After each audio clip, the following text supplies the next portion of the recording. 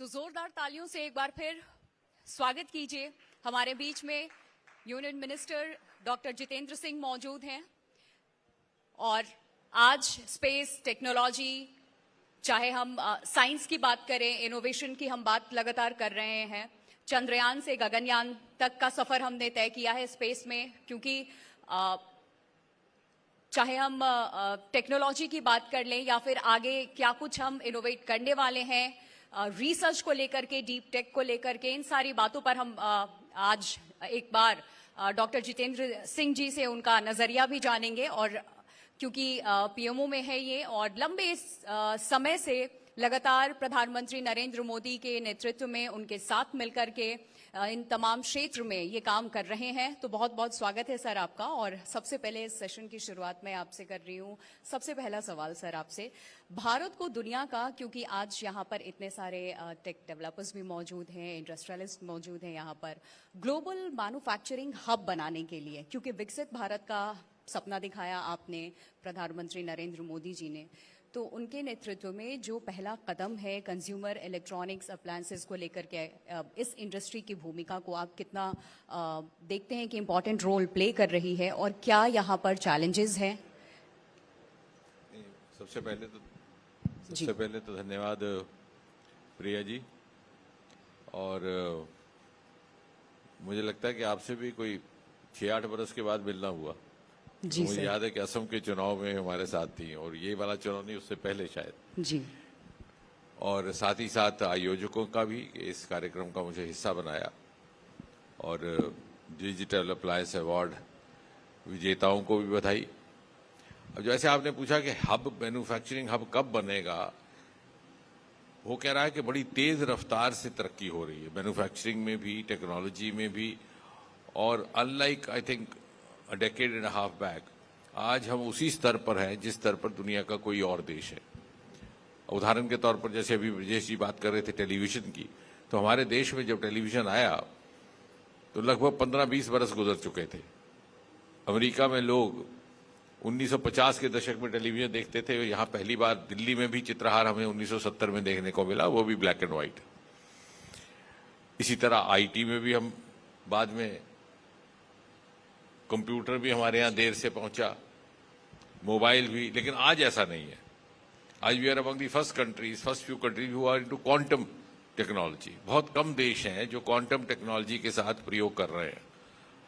बहुत कम देश हैं जो अंतरिक्ष में, बल्कि हम बहुत तरह से अंतरिक्ष से बाकी देशों से हमने प्रगति नहीं की है, बल्कि बाकी देशों के लिए बहुत सारे we have dropped cues. For instance, चाहे अमेरिका चांद की धरती पर 1969 पे लैंड हुए, नील आर्मस्ट्रांग, वहां पे उन्होंने, बीबीसी ने फिल्म बनाई, उन्होंने थोड़ा टहल पोशी की, और एक बड़ा उनका बहुत लोकप्रिय स्टेटमेंट था, 1 small step for man, giant step for Mankind.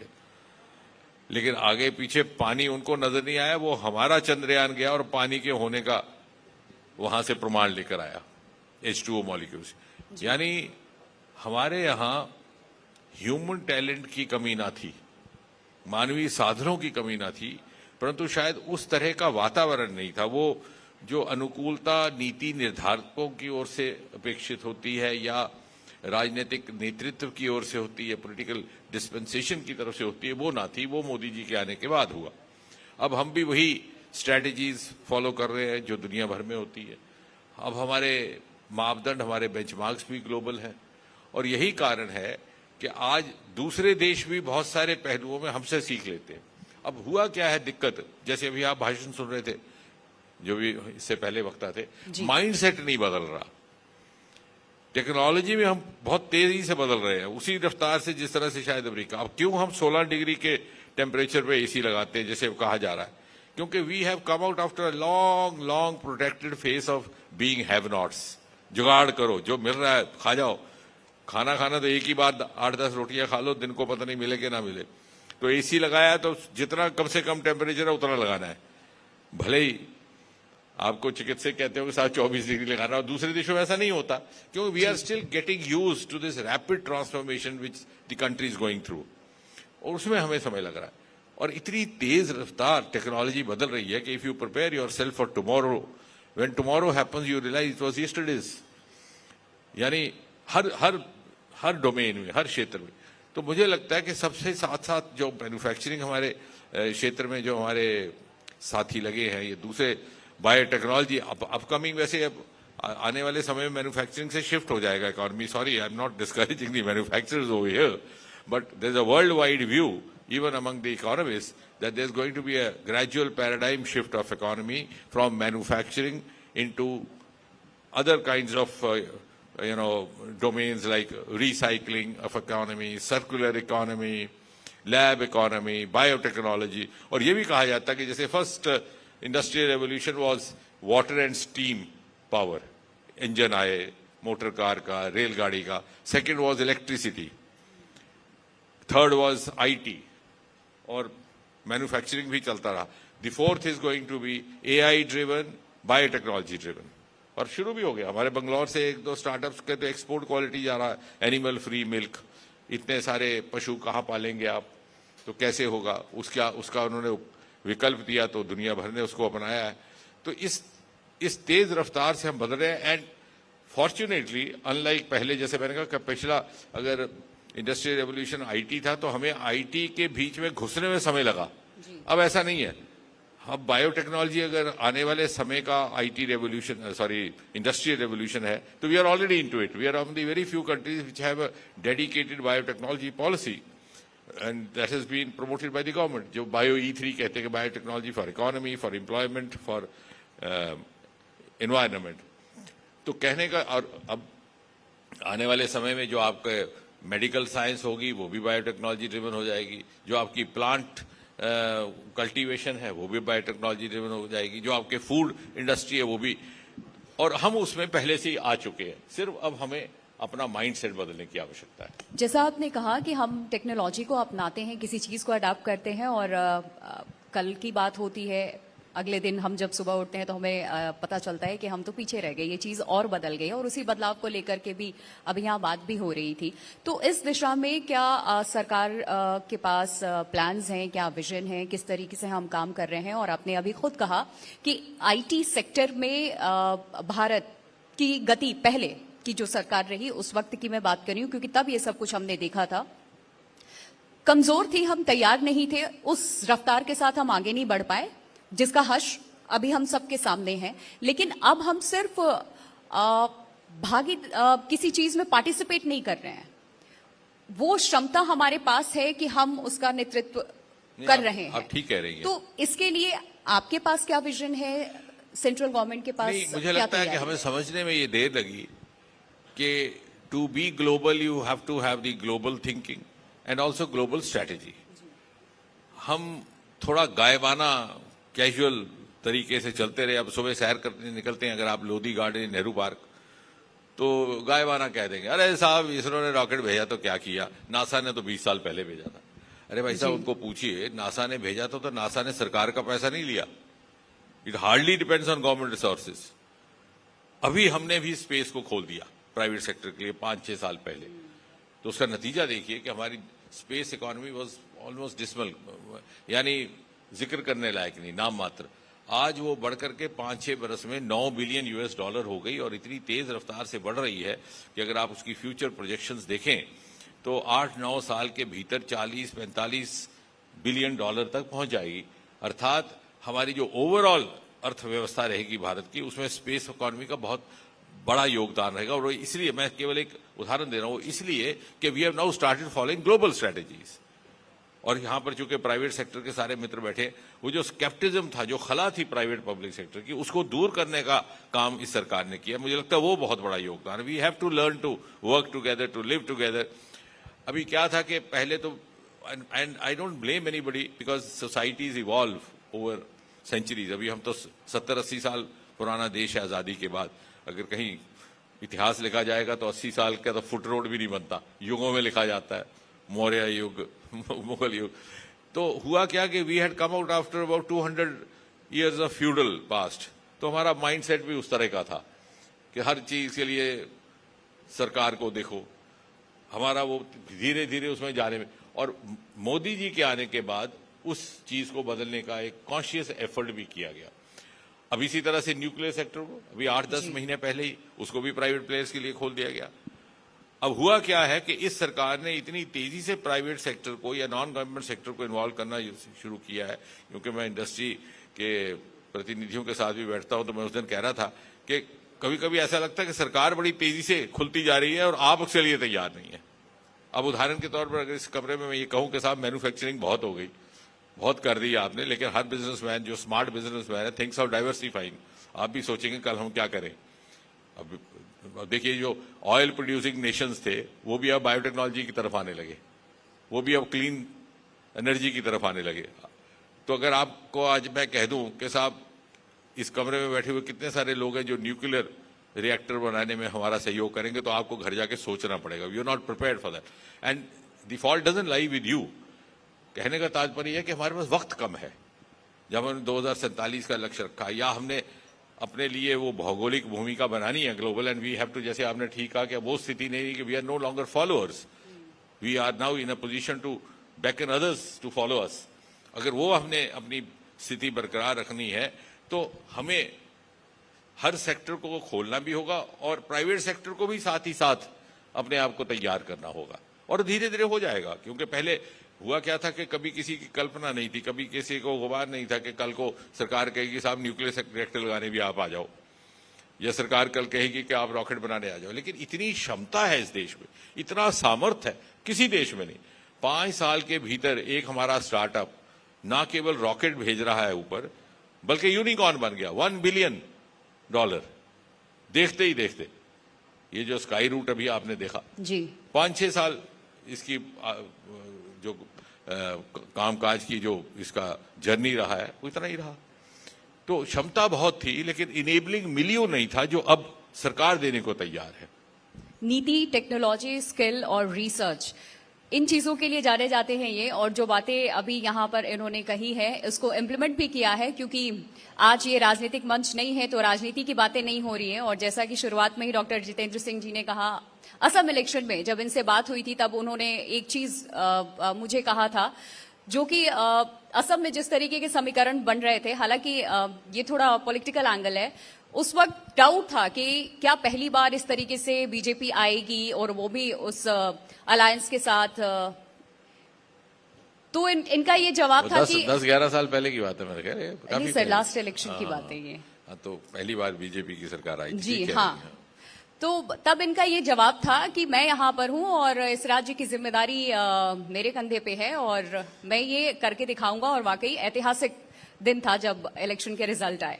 तो 2047 के लिए मैं डॉक्टर जितेंद्र सिंह जी हमारे साथ में मौजूद है, जानना चाहूंगी, जब आप इस देश के नागरिक को ये सपने दिखा रहे हैं, विकसित भारत का लक्ष्य आपने तय कर लिया है, साइंस एंड टेक्नोलॉजी का सबसे बड़ा गेम चेंजर आपके नेतृत्व में क्या होने वाला है जो पीढ़ियां याद रखें? नहीं, ये मैं, हाँ आपने अच्छा कहा। तो आपकी बात से मुझे ख्याल आया जो भी मैं कुछ क्षण पहले कह रहा था कि माइंडसेट। अब देखिए मिसाल के तौर पर ये है, अब ये हमारे हाथ में नया नया खिलौना आ गया। अब जैसे मैंने कहा ना कि हम कई वर्षों से हम जुगाड़ की दुनिया में रहे, जो मिल जाए ले लो, छोड़ना नहीं। एसी है तो 16 डिग्री पर, अब इसका पूरा इस्तेमाल हो रहा है। गलत हो रहा है, सही हो रहा है, वो कोई सोच नहीं रहा। लेकिन ये इतनी कमाल की चीज है जी। गांव से लोग आजकल बच्चे आईएएस कर रहे हैं, आईआईटी की परमिशनें ले रहे हैं। आप चौंकर हैरान हो जाएंगी, क्योंकि आप भी महिला है। एक छोटी सी बच्ची मुझे मिली, 12वीं कक्षा से निकली थी और एक आतंक प्रभावित छोटे से कस्बे से आती थी और उसकी परिवार की आर्थिक स्थिति बहुत अच्छी ना थी। उसने आईआईटी जेईई क्लियर किया। तो मैं इन बच्चों से मिलता रहता हूँ क्योंकि इन्हीं से सीखने को मिलता है। I am a good learner.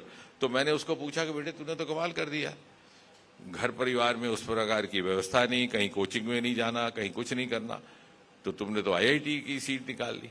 तो जानते उसने क्या किया प्रिया जी? उसने अपने जेब से ये निकाला और मुझे कहती है कि uncle 14 hours 8 months IIT crack, सभी कुछ इसमें है। कहती है 14 घंटे 8 महीने सर पे तेल डालकर इसके साथ जोड़ो, आईआईटी निकल जाएगा। यानी क्या कमाल का यंत्र हमें दिया। अब हमारे जमाने में ऐसा नहीं था। अब अगर हमें कोई थीसिस करना पड़ता तो हमारे गाइड कहते कि साहब जाओ वो किताब लाओ। किताब है तो इतनी महंगी होगा, हमें साहब नहीं इतनी तो अफोर्ड नहीं, तो कहाँ जाए। हाँ साहब वो ब्रिटिश काउंसिल लाइब्रेरी मिलेगी। ब्रिटिश काउंसिल लाइब्रेरी एक बार गया मैं, तो बोले साहब वो है तो सही, लेकिन कलकत्ता का काउंसिलेट ऑफिस वो ले गया है, तो 3-4 महीने बाद आ जाएगा। जब तक आती थी उसे 4-4 लकीरें होती थी, एक कैंडिडेट ने नीले रंग की, एक लाल रंग की। आजकल तो इतना कोई, इस टेक्नोलॉजी ने, it has democratised opportunities, democratised education. और यही कारण है कि अभी स्टार्टअप्स की बात हो रही थी। अगर आज हमारे देश में 2,80,30,000 स्टार्टअप्स है और हम तीसरे दर्जे पे हैं दुनिया में, तो उसमें से 50-60% छोटे कस्बों से आते हैं। ये धारणा भी गलत है कि दिल्ली, मुंबई और बेंगलोर से आते हैं। ये वो बच्चे हैं जिनको मालूम है कि इसका इस्तेमाल कैसे करना है, टेक्नोलॉजी का इस्तेमाल कैसे, बड़ा फोकस है। तो लेकिन अभी हम भी we are also we are still trying to draw the optimum कि इसका क्या इस्तेमाल है। तो कहने का तात्पर्य है कि हमें माइंडसेट बदलना होगा धीरे धीरे, बिकॉज इतनी तेजी से एवोल्यूशन हो रहा है, उसके लिए हमें आपको तैयार करना होगा। मुझे लगता है सबसे बड़ी चुनौती वो रहेगी। सर समय, क्योंकि मेरे पास ये मैसेज आ गया है कि इट्स टाइम्स अप। सवाल बहुत सारे हैं, लेकिन एक आखिरी सवाल मैं जरूर आपसे जानना चाहूंगी। अभी मैंने आपसे पूछा कि ऐसा कौन सा वो फैसला जो आप ले चुके हैं, जिसे आप आगे भी जिंदगी में हमेशा एक माइलस्टोन की तरह देखते हैं कि ये मेरे लिए बड़ा चैलेंजिंग था और इसको जो मैंने फैसला लिया है आने वाली पीढ़ियां भी याद रखेंगी और जनहित में ये फैसला है। क्योंकि कई सरकारें आती हैं जाती हैं, फैसले होते हैं, कई बार फैसले बदल भी दिए जाते हैं, लेकिन कुछ ऐसे फैसले होते हैं चाहे सरकारें बदल जाए, लेकिन उस मिनिस्टर को हम हमेशा याद करते हैं कि उनके नेतृत्व में ये कदम उठाया गया था जो सबके हित में था।